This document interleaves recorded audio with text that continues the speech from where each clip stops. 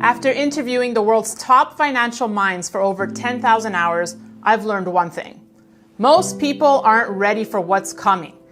That's why I'm giving you my top 10 essential lessons for safeguarding your wealth for free at DaniReport.com. This guide reveals the biggest threats to your financial freedom. You'll also get ITM's free gold and silver protection guide, a must-have for anyone serious about preserving their wealth. Get yours now at DaniReport.com. We've embarrassed ourselves. We are seen as destabilizing. We will help bring stability to the world. If we listen to President Trump, he wants peace. He doesn't want America involved in wars. The first president in modern times to start no new wars. Now we're threatening Iran, a nation of almost 100 million, with a nation-ending existential strike. We don't want to have a potential war with China, but I can tell you if we did, we're very well equipped. China is in the position we were in the 40s. They are the 900-pound gorilla on the planet. We dominated the world in the 80 years after World War II. That's over. We have not fundamentally shaken the death grip in which the cartels hold our country. If we don't do that, we will not last out another decade.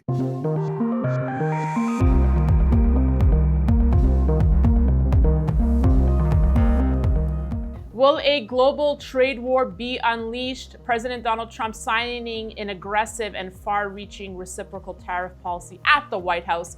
The president saying his plan will set a 10% baseline tariff across the board, and the plan imposes steep tariffs on many countries. Joining me today to get immediate reaction is Colonel Douglas Macgregor. He is the CEO of Our Country, Our Choice. Colonel, it's an honor to have you on the Daniela Cambone show. Welcome. Well, I'm happy to be here. So much to digest. Look, pundits are quick to predict that President Donald Trump's trade global tariff war basically is either going to be a spectacular success or it's going to be a total disaster. Your thoughts on what you're hearing and what you heard and how you see things? Well, that's interesting that some people think in terms of either or. I'm probably not sure at this point. I would say the following, and again, warning everyone who's listening, I am not a financial analyst. But we know from history, you got this Smoot-Hawley experience, which was not good. And ultimately that brought on deflation and a depression, probably more than anything else. I don't know what the impact will be, but at first glance, I think this is an approach which seems to be almost a machine gun approach by the president. And I know he's inclined in that kind of direction. He likes to go in sort of with a sledgehammer.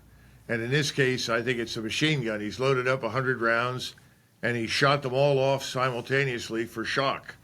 And I think he's shocking things.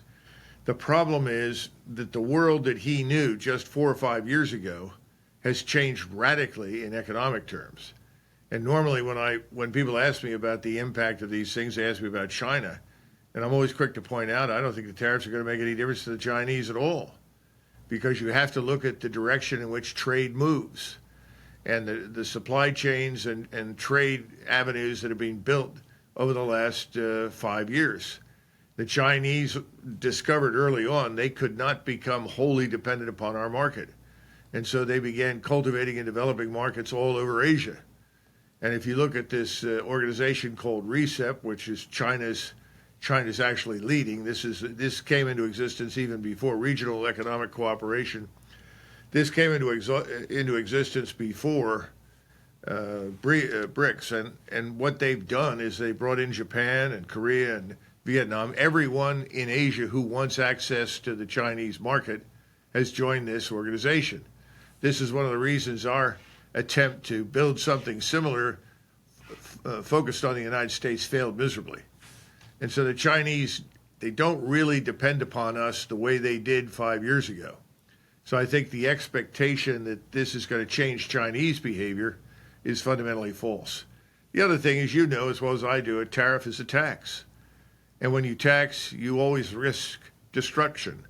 Right now, it looks like our automobile industry is going to be in a lot of trouble, because we don't necessarily have an American automobile industry, a Japanese automobile industry, a German automobile industry. What we have today is an automobile manufacturing system that is global, and you are dependent upon repair parts and various assemblies that come from many, many places that are then put together at a particular location. These tariffs are going to play hell with that and are undoubtedly going to hurt the automobile industry. What will it do elsewhere? I don't know. The other thing is, I think it's a mistake to assume that if we punish others with these tariffs, that somehow or another our manufacturing base, which has suffered terribly and is almost, compared to, say, with China, non-existent, I don't see that's going to be springing back anytime soon. So I'm someone who is hopeful that some good will come of it, but admittedly, I'm very pessimistic. Now, you raise a very interesting point about China, how they won't hurt because they've looked elsewhere and prepared. Now, a country that hasn't done so is Canada. And so they find themselves in a very difficult predicament. Now, the interesting thing, Colonel, is that President Trump came out pounding first on China. Nothing new was added to Canada yesterday. I guess that's the good news for Canada. But overall, how do you see relations between these two nations that have been friendly forever? Well, Canada, of course, shrinks to insignificance in grand terms next to China. So I'm not surprised that Canada has taken the position they have to accommodate us. To be frank, we dominate the Western Hemisphere in every sense of the word. Everybody is compelled to ultimately accommodate us here. That's not true anymore in the Eastern Hemisphere. It's certainly not true in Eurasia. And so my point is, I think the Chinese and the Canadians will do what they can. And again, what have we found in the past? If people want to trade, they're going to trade. The notion that you're going to isolate or insulate anyone from China or Russia or Iran, that just hasn't held up to closer scrutiny. It hasn't worked very well. There are always ways around sanctions, and I think there'll be ways around these tariff walls that we're building. Yeah, that's a very, very valid point. And on your on the point about pain that we might feel in the automobile sector, do you think that pain just might be short term? I don't know. These things take time to have an impact, and if you remove them at some point, it takes time for them to unwind. You're forcing people down different avenues and different roads. Right now, somebody was asking me about China versus the United States. Where do they stand with each other? And I said, you've got to think of the United States in 1941. In 1941, we had obviously a very long and punishing depression, but we had an enormously skilled workforce, a good workforce, a workforce where everyone wanted to work. We also had a huge manufacturing base. Much of that had come into existence in the years after the Civil War, and again, another shot in the arm during World War I when we produced so much for the Allies. And of course, we did so with impunity because no one could harm us at that point. Right now, I think China is in the position we were in the 40s. They are the 900-pound gorilla on the planet. Their manufacturing base is absolutely unbeatable. And they have a huge, huge labor market. They've got plenty of people, very skilled, very capable. Now, where do we stand? I don't think we can compete. Our manufacturing base is quite small, and we've got problems with our labor market, if for nothing else, for no other reason, partially because of illegal immigration, and also because our educational system has declined, and we're not providing people with a path to employment. They're not developing the skills they need to find jobs in the scientific industrial base. So the best way I can say is if I look at the two, that's why, frankly, China is going to dominate this world for a very long time for the reasons I just outlined, just as we dominated the world in the 80 years after World War II. That's over. And you're going to see something else happen. Now, that doesn't mean we're all going to have to learn Chinese and be ruled by the Chinese. That has nothing to do with it. Americans have a bad habit of saying, well, if they're very, very rich, then we're at risk. No. China, for most of the last 2,000 years, with the exception of about 400 years, 300 to 400 years, was the richest country in the world. So you're not really seeing something new develop. You're seeing a restoration of sorts. In fact, that's something that needs to be kept in mind by people when they look at the world we live in today. If I took you back 1,000 years and I showed you the major civilizational states that were ruling the world at that time in terms of wealth and power, they were places like Persia, India, China. Even at that point, the so-called Turkish Empire didn't exist, but you had the Byzantine Empire. But the rest of the world, particularly the West, Western Europe, was actually quite backward and comparatively poor. Now, that would change over time. But I think we're seeing a resurgence of these great civilizational states. And instead of fighting it and regarding it as a danger, I think we're going to have to cooperate and accommodate their arrival on the scene. And I wouldn't see it as necessarily anything desperately bad for us, but we have to adjust here at home. We have to change the character of our economy in order to fit in now with these others. In the past, everyone had to change, certainly since World War II, to accommodate us. Well, that's no longer true. Interesting, which will bring up my next question. If we shouldn't see China as the biggest threat, you say we need to cooperate with them. Are they the nation we need to, let me phrase it this way, are they the nation, if not the greatest, we shouldn't see them as the greatest threat, are they the nation we need to be cooperating with the most? I think the way to look at it is as follows. We tend to see military threats everywhere. We have become, the global bully. Either you work with us, you obey us, you submit to the SWIFT system, you do what the World Bank tells you to do, the World Health Organization, all these things that grew up under our tutelage, or you are going to be treated badly. So we've been in the business now for decades of telling people in Costa Rica, Brazil, and other places what crops you're going to grow. We want you to grow these crops, not some others. That's over. That's ending. And I think we have to look at China not as a military threat, because I don't think it is at all, despite the fact that everybody is very enamored with their parades, lots of parades, but does any of it make any sense? I don't think it does. You have to look again at the historical, cultural foundations. China is not an expansionist power. The only time the so-called Chinese state or empire expanded at all was when they were ruled by the Mongols. And out of 500 years, the last 500, about 320, 340 of those years, China was ruled by foreigners, finally Europeans. That's why they refer to the last century or so as a century of humiliation, because the Chinese had no control over their own country, over their own people, over their own culture, nothing. Remember, they actually fought the British Empire because the British Empire was determined to introduce opium into the country. And ultimately, they succeeded. And China went through hell dealing with opium addicts all over the country for years. China's been through a lot. It's not looking for a war.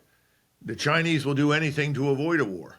What they are interested in is stability and peace. I don't know if you saw it, but it was announced recently that the Japanese, Koreans, and Chinese held a discussion recently in Tokyo, as I understand it. They all agreed to cooperate economically, and they're becoming very integrated, those economies. Again, you've got to go back through history. Why did the Japanese and the Chinese fight? Because the Japanese were not allowed into the Chinese market unless they paid tribute to the Chinese emperor. And the Japanese were not going to pay tribute to anybody. And so the Japanese went to war repeatedly because they wanted access to the market. Soon after Xi took over, he said, "We want to open our markets to you, Japan." Well, as soon as you said that to the Japanese, the proverbial hatchet was buried. In other words, we're not asking for tribute. You want to have access to our markets. Here we can build this organization of cooperation, and we can trade in one another's currencies. We don't need to go through the SWIFT system. We don't need to use dollars. All of this is music to the ears of the Japanese, the Koreans, and the Chinese. Now, why? Because we are seen as destabilizing. And I predict that over the next few years, you're going to see North Korea denuclearize, demilitarize, if you will, and ultimately we will be compelled under pressure from the Koreans and then subsequently the Japanese to leave those countries, to get our armed forces out. because that's what the Chinese are interested in. They want Asia for Asians. They're happy to do business with us, but they don't want our military power on their doorstep. And you could actually go further and say that that's effectively what Putin has said. I don't want American military power under the guise of NATO sitting on Russia's doorstep in a position to do us harm. So we are seen as a destabilizing element that is too quick to turn to military power, too interested in threats on every level to push people in directions we want them to go. And this is driving away most of the world. So well said. And I have so many other questions now. One, just on your comment about North Korea potentially denuclearizing, where would that pressure come from? Where would they surrender? Why would they surrender that? Who rules Asia de facto? Who's the most powerful figure in Asia? Xi. Xi is effectively the Chinese emperor. That's what you're dealing with, all right? The Chinese do not want a war. When the Chinese look at North Korea and South Korea, they see something similar to what the Soviets saw in East and West Germany. South Korea is West Germany. North Korea is not East Germany. It's far worse. It's impoverished. It's circling the drain. It survives largely on subsidies from Russia, which I can explain if you want to go through that. But the point is, you want to get rid of this man Kim and this regime, because if left unchecked, that's the greatest single danger to stability, peace, and progress in Asia. This is why when President Trump went to Hanoi with this so-called plan of denuclearization, I and many others urged him to press forward with this. Remember when he crossed the border, just walked over to see Kim? That was hugely important because it signaled that we didn't want a war. We didn't want conflict, and we were prepared for an agreement that would allow North Korea over time, not immediately, but over time, to denuclearize, which was really the heart of the issue, in return for which North Korea and eventually South Korea would probably merge. Because right now, Beijing would very much like to see the Republic of Korea take over the peninsula. They want a unified Korea, but they want it under Seoul. But they don't want a unified Korea under us. Now, we missed an opportunity to do all of this because President Trump went to that meeting in Hanoi and listened to Pompeo, and Bolton.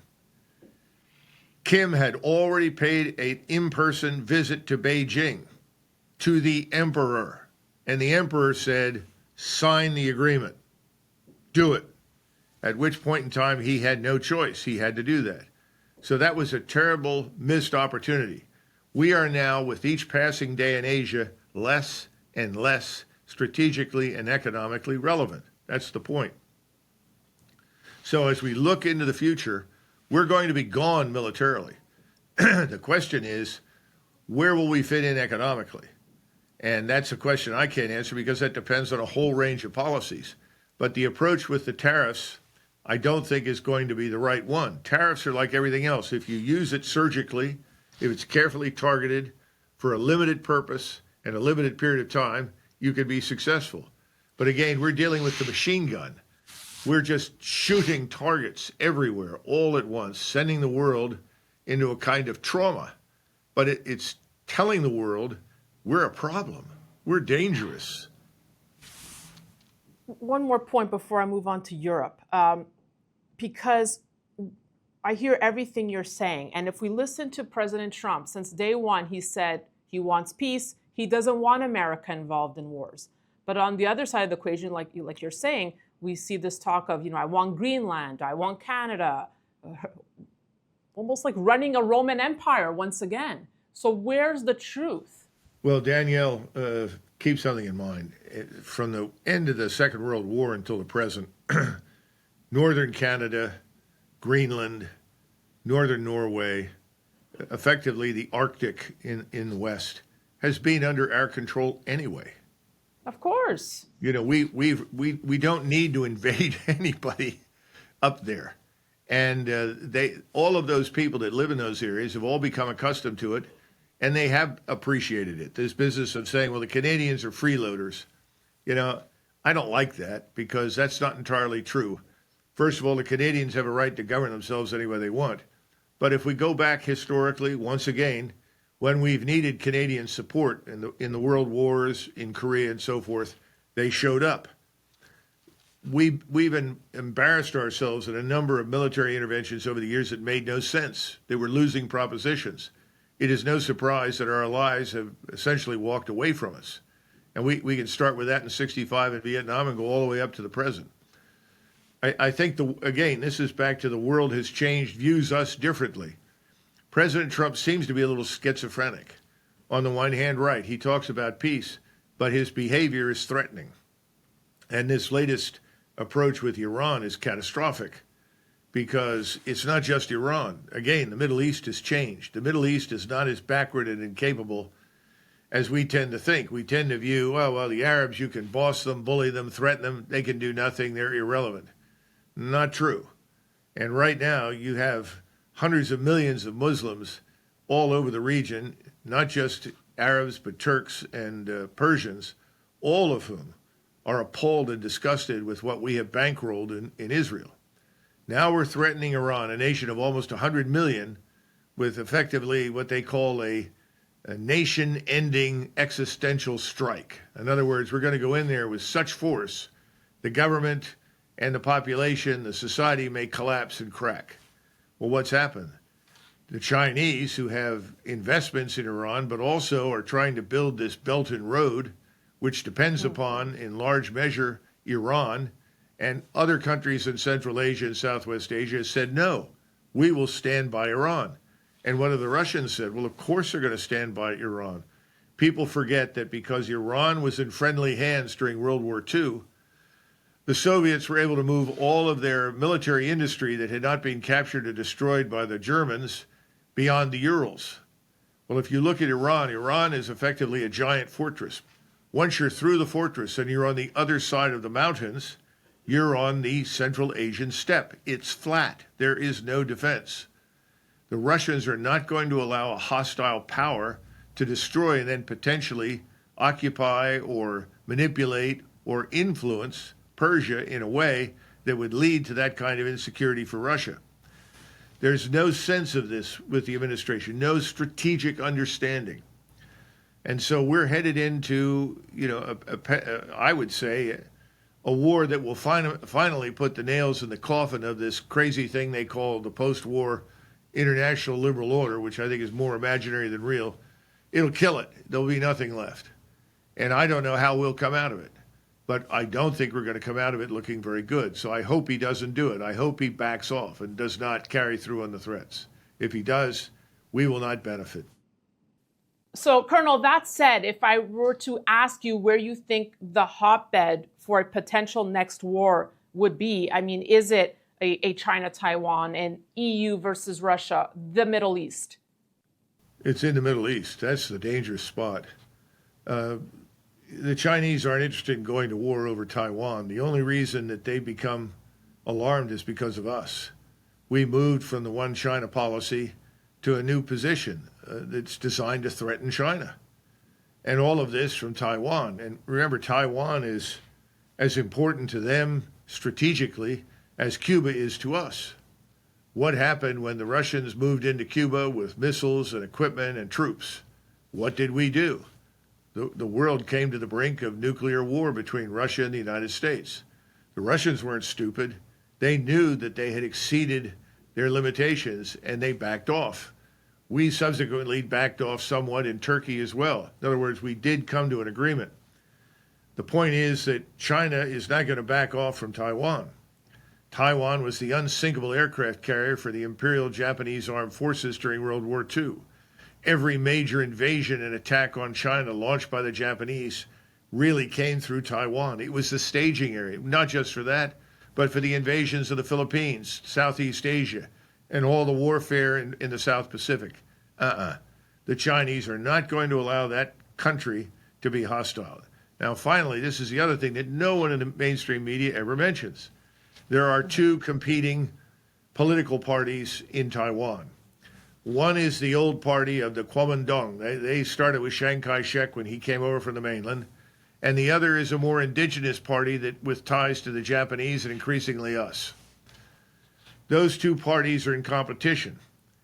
If the Kuomintang, the old party, which is gaining on the local level dramatically, if they should win power and also get the presidency, they are liable to join China voluntarily. And if you look at the polling data, the people that live in Taiwan have made it abundantly clear under no circumstances do they want a war with China. And we cannot win a war over Taiwan against China for the same reason China couldn't win a war over Cuba against us. Right, right. It's strategically impossible. I want to turn to Europe now. You mentioned the unity we see forming between the Asian countries and how that will, get them the win. Why are we seeing Europe, the EU, dismantling then before our eyes? Why isn't the EU working? And I know you raised a very good point about the globalist ruling class. With Marine Le Pen now being thrown in prison, you think a revolution will take place in France within a matter of weeks. Why are we seeing the dismantling of the EU?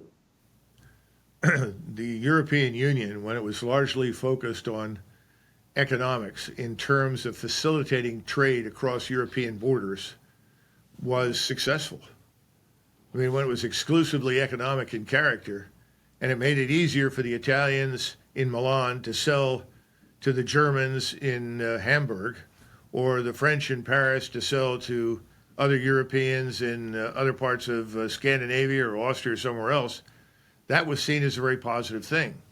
But then we saw this gradual transformation as this so-called globalist class that believes in no borders and integrating the world into an amorphous mass of consumers, which is really at the heart of their thinking. It's what I call modern-day Bolshevism. They decided that they were going to try and transform the EU into a governing body. And so we went through all sorts of iterations of this. You'll recall the Maastricht Treaty that suddenly conferred power on the unelected EU bureaucrats to make decisions regarding laws in Germany, laws in Spain, laws in Portugal. Anyone who's been to Europe knows that Europe is inherently diverse. Now, I happen to think that's a good thing.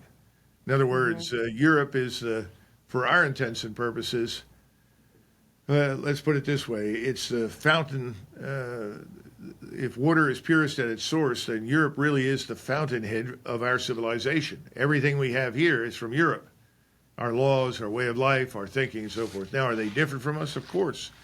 Each of these regions is different. They're different for reasons, and this attempt to homogenize and push everyone in the same direction politically has failed miserably. The British opted out more on that basis, I think, than almost anything else. Everybody was focused on economics because most of this globalist elite is Marxist. They don't think human beings count for anything. For them, all human beings are fungible commodities. In other words, race, religion, ethnicity, culture, the things that define us, what makes us who we are. These things have been dismissed out of hand as irrelevant. Well, it's been a huge failure. Don't tell the Europeans that if they're German or Polish or Swedish or Italian that they're irrelevant. I'm sorry. They are who they are. They've been that way for thousands of years. Now, it's time we need to take the lesson from this and understand that as a last-ditch effort, this globalist ruling class that has failed so miserably politically in Europe is doing everything in its power to build up this phony threat in Russia. The Russians are not interested in invading Western Europe or Eastern Europe. If they learned anything from the Soviet Union and the Warsaw Pact, is that they don't want to rule people who are not like themselves. This was Alexander Solzhenitsyn's great lesson to the Russians. He said, let all of these other people go. We want to build essentially a Russian Orthodox Christian state. And he, like many Russians, regarded the Ukrainians, at least those to the east of the Dnieper River, as much like themselves, admitting that the ones in the west are different. They're closer to Poles and Lithuanians. But my point is, this is a dangerous attempt to stay in power and prolong this current disaster. It's not going to work. We're going to wake up in the next couple of years, and all of these governments, Macron, Starmer, Merz, all these characters that have all these sinister connections to things like BlackRock and Soros, they'll be gone. Now, how much bloodletting there will be, how much violence, I have no idea. And that's probably going to vary from country to country. But I do think it's probably going to start in France. The French have a real appetite for revolution when they get it into their minds. And I think we're going to see that in Paris. So a few years from now, no more EU, a complete dismantling of the Union. You'll end up with something else. In other words, they'll come to agreements on economic terms. Everybody wants to continue to trade. Everybody is now going to control their borders. They've learned the hard way by admitting millions of people that are not Europeans into the continent, that they put their very existence at risk. So that's going to be sorted out. But I think you'll have some arrangement that is designed to facilitate prosperity. And I think that's the bottom line. Everything everybody in the world today is about, with the exception of the United States and Israel, is prosperity. To get prosperity, you need stability. You can't declare peace overnight, but you've got to have stability. Then you get prosperity, and eventually you can have meaningful peace. That's what we achieved after World War II, and it's worked very well for us. It's breaking down now because the people in charge have abused it and mismanaged it. So I think the future is going to be very different from what we think right now. We're only beginning to get a glimpse of it.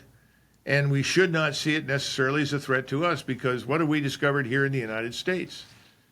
If nothing else, President Trump's greatest contribution has been to awaken Americans, the American people that seem to have been asleep for a very long time, to the kinds of realities that the Europeans are struggling with right now.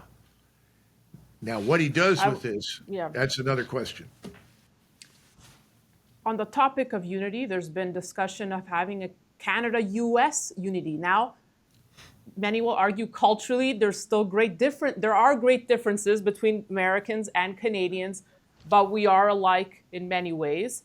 Would it make more sense than an EU? I think that we need to be a little more circumspect. Canada has a serious problem. I would say three serious problems. Number one, you have the French. The joke for many, many years. I hadn't been to Canada in a long time. I was there recently in Vancouver. But I was up there in the 1960s. It was very clear that you had people that lived in Quebec, and they knew who they were. They were French. Then you had others who spoke English, and they called themselves Canadians. But when you scratch the surface, the old British connections and cultural underpinnings were weakening. And that was allowed to happen to the point where the average European living in Canada who speaks English is very similar to us. Not to the point where we could never live together or cooperate, of course not. But they are very similar to us. And then you have another problem. Their immigration system is posing a huge threat to Canada's societal cohesion. There are vast areas filled with foreigners from Asia and other continents that live self-contained. They have Canadian citizenship, but no one calls them a Canadian. They say, oh, the Indians, the Chinese, and so forth. Countries that go through this don't last. They fall apart. So I think Canada stands an excellent chance of fragmenting. I don't think we have to get involved with it, and I think that we can help them manage it. But I think it's a mistake to assume that everybody's going to rush into our arms and say, oh, yeah, let's join America. The other thing is we have to come home and look carefully at how we govern ourselves. Danielle, we have this thing called the Constitution. Everybody worships it. Okay. Yeah. When was it written? 1789. What was the population for which that government was designed? Overwhelmingly, 95% English speaking, and mostly British, with a few Germans, Austrians, Finns, Swedes thrown in there, and Dutch. My point is, we've changed. We're a nation of 350 million. We have all these 50 states, and everybody's very emotional about the 50 states. is that really the way we want to do business here? Are we going to look at some alternatives? You know, I spent time with a delegation of Chinese officers led by the president of the Chinese National Defense University. This is when I was still on active duty in the Army. This is about 2001. And one of the topics that came up for discussion was, how do we govern China? Because within China itself, you had 4, maybe 5 versions of our country. You know, the population is so large. How do we govern it? And everyone agreed, well, we're going to have to go to a decentralized system, but there has to be a governing body in Beijing to ensure that the country doesn't fly apart. But we cannot make all decisions in Beijing. So they were looking at larger portions of the country that would then have economies of scale that could concentrate or focus on certain economic production specialties. In other words, they were re-examining China. How do you do it? We need to do something similar before we talk about absorbing anybody else. Fascinating insights. Thank you so much for this conversation, Colonel. Hey, for a beautiful woman like you this early in the morning, this is a real pleasure. Thank you, Colonel. I guess just, final thoughts for all the viewers watching. And I have many people emailing me, daily, so concerned about the state of the world. I mean, just, final thoughts for concerned citizens here, Colonel. If we do not deal decisively with the illegal aliens and the cartels that work within that framework inside the United States, literally go to war inside our country after we seal this border, and I mean seal it. I'm not talking about what we've got right now. I've got a show coming out very soon. It's just called Macgregor. It'll be streaming over the internet. And the first chapter is the border. And one of the things we discovered when we went down there and met people and talked to people was, sure, we've stopped massive waves of immigration, but where does most of the illegal human trafficking and drugs come in? Comes in through the legal crossing points, because most of the officers on any given day down there are paid off. So we've got to change the personnel. We have to have a different system to deal with those legal crossing points. But we have not fundamentally shaken the death grip in which the cartels hold our country. That should take top priority. That's our future. If we don't do that, we will not last out another decade. It'll be chaos here. We'll look worse than Mexico. So I'd say that's number one. That's where we should focus. What we're doing now economically, I think we're going to have to wait and see, but I have serious doubts about it. But the good news is, if it doesn't work, we get out of it, stop it, and do something else. The next danger for us is the Middle East. Bankrolling this war for Israeli hegemony is dangerous.